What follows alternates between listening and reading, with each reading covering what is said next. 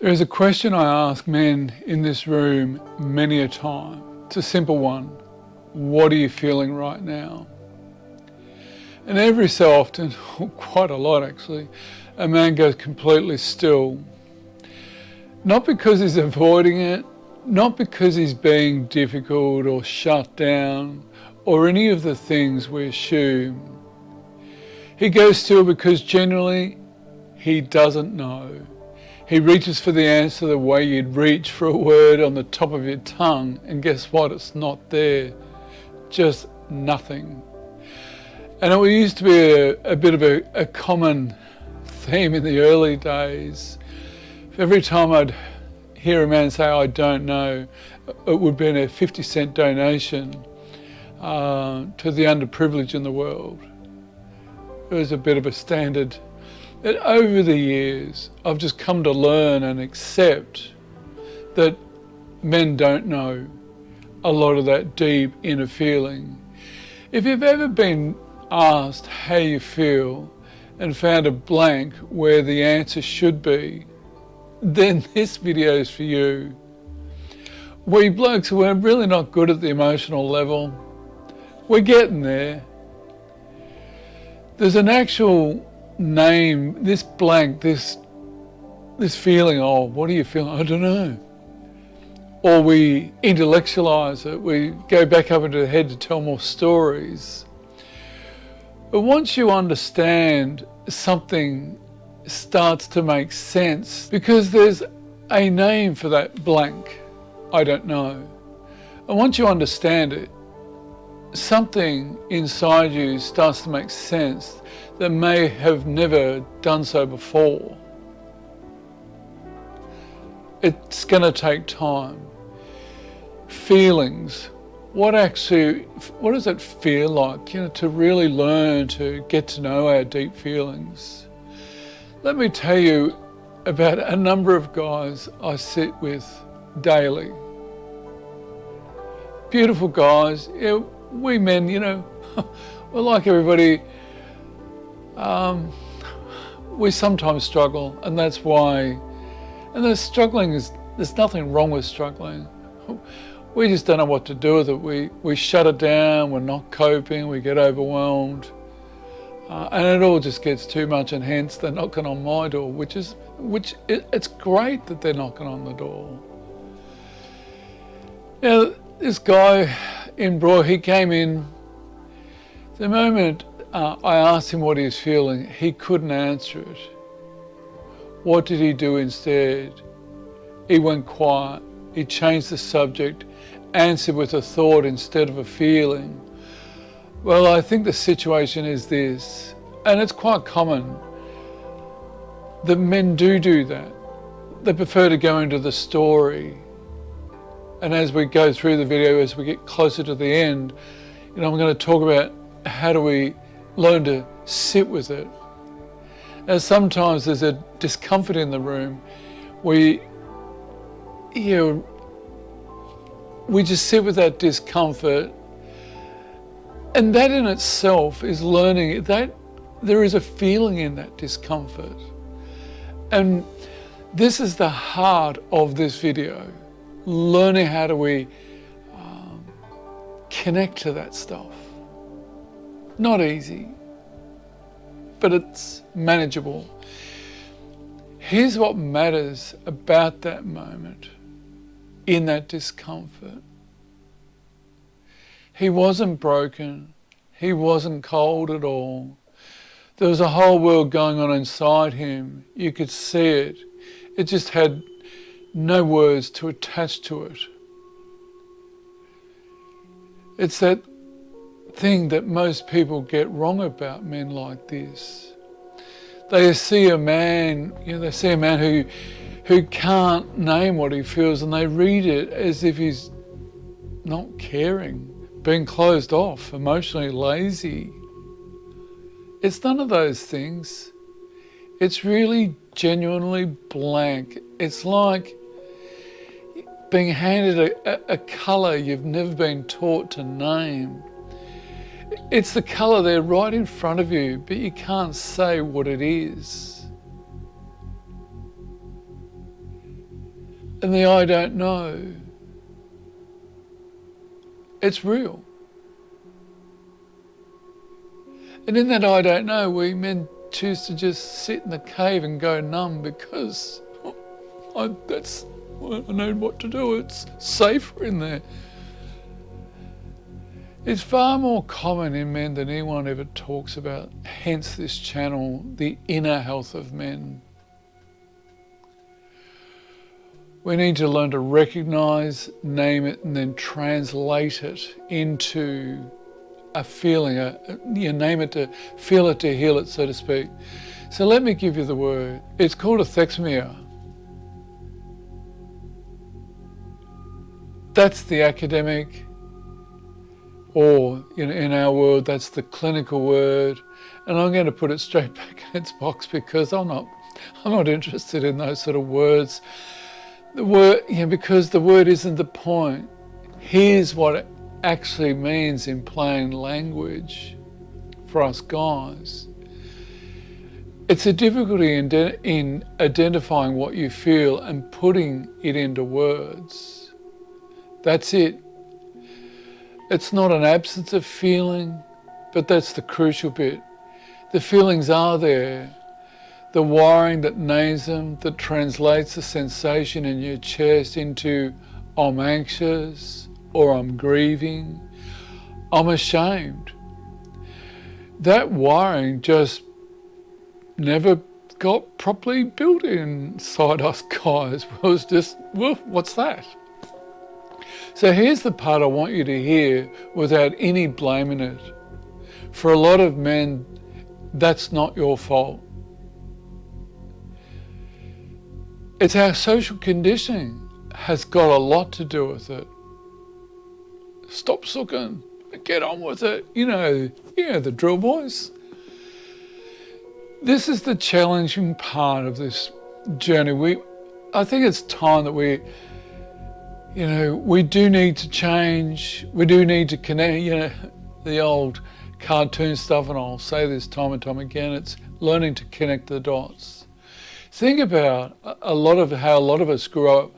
When you're a boy, you felt something big. Did anyone sit with you and help you name it back in the day? No, probably not. Or were you told to just toughen up, stop crying, be a good lad and get on with it? You know that feeling. If feelings were never named for you, never welcomed, never made safe, then the skill of naming them never got a chance to grow. You don't lose what you never built. So you grow into a man who feels things deeply, often, but the only words available are the blunt ones. And that's why so many men reach for anger, frustration. Oh, I'm not angry, I'm just frustrated. Or numbness. Sitting in the cave, shut down. Nothing gets in, nothing gets out. Sometimes it's icy cold. Not because those are the only things they feel, but because those are the only words they've got. Anger is loud enough to name itself.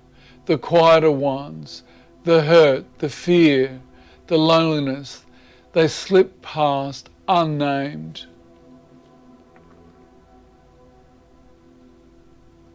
Now, I see it in men time and time again. The guy that just says, I'm just stressed, when what's actually underneath is that he's frightened. But we can't admit that. We're blokes. We're frightened about money, about his marriage, about whether he matters. But stressed is the word he's allowed. Frightened isn't in the kit. What? Can't have that in the toolkit? Good Lord. I see it in a man who snaps at everyone at home and it calls it a bad day, when what's really going on is grief he's never once let himself feel. The feeling's always there. It's the naming that's the missing bit. We just convert it to anger or shut down. Now, learning to expressing it, how do we men learn to connect and express? This is the powerful part. Our partners can express it. They know how to express it. They know how to connect with it. They know how to emote it. Perhaps, guess what, guys? This is where we've been invited to do this, and it's starting to catch up. But when we learn to express it, when we learn to heal it, life changes. So here's the good news, and I mean this, it's genuinely good news. Not an easy journey, and I'm not going to piss in your pocket. It ain't easy, because there's good emotions in there and there are some difficult ones.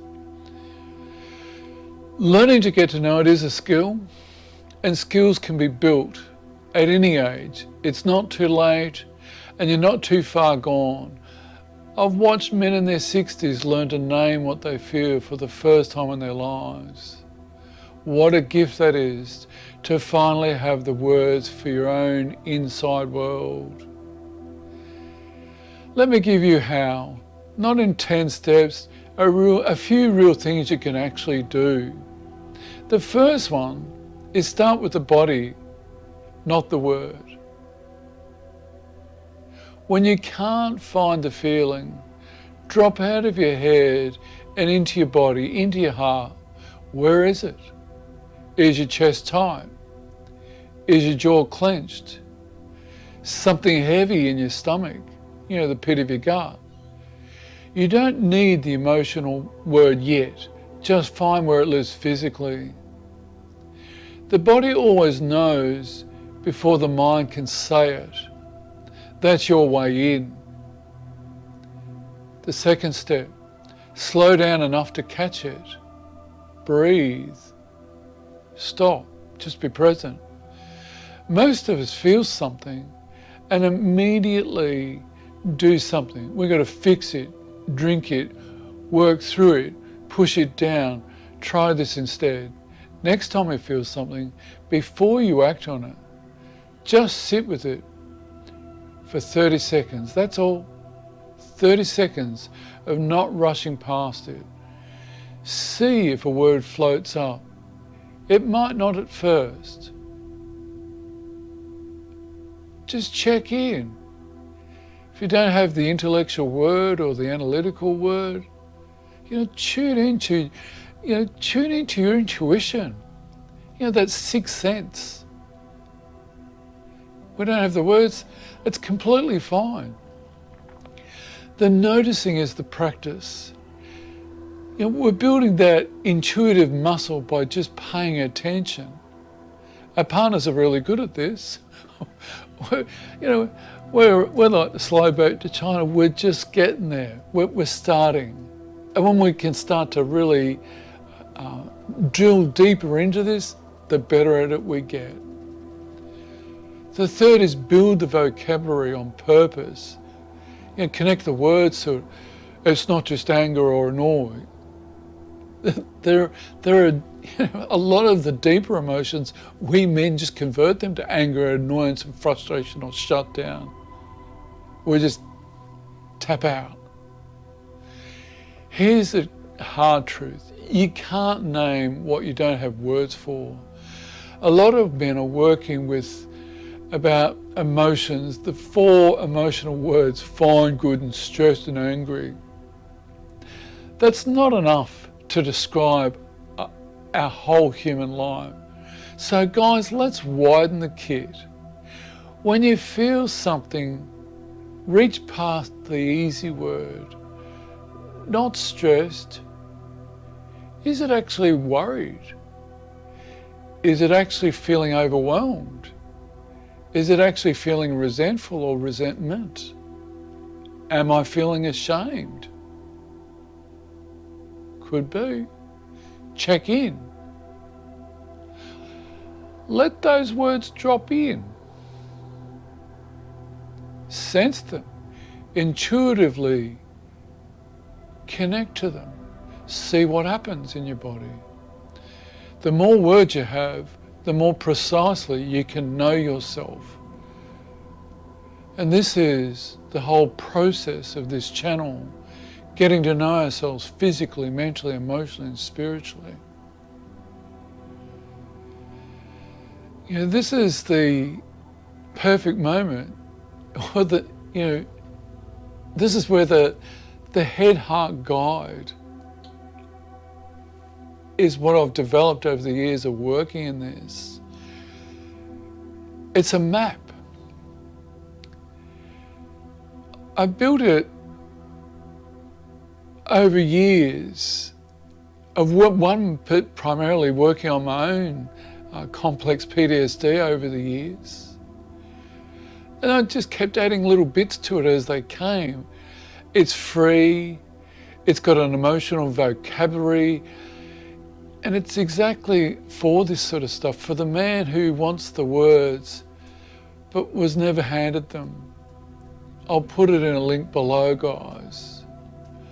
And the fourth is say it to someone safe, a safe person. A feeling named only in your head is a start. But when you start dropping that feeling and connection to that feeling in your heart or your stomach or your throat, you know, that feeling said out loud to one person you trust, that's where the real shift happens. It doesn't have to be a therapist, a mate, your partner. One person I think I'm actually scared about. Watch what happens when you let it out of the cage. Find that friend. Find that person. Do it gently, do it easily. Someone you trust. So here's the one thing that I'd really like to leave you with in this video. Not all four, just one to start with. The next time something moves in you and you don't know what it is, don't fix it, don't name it, even just stop. 30 seconds, check in with your body, breathe. Take a gentle breath into your body. Feel it where it sits in your body, and be curious about it instead of being afraid of it. That's how it begins. That's how a man who's spent his whole life feeling things he couldn't name starts slowly. Come home to inner self. Come home to the self within yourself, so to speak. Feel it to heal it.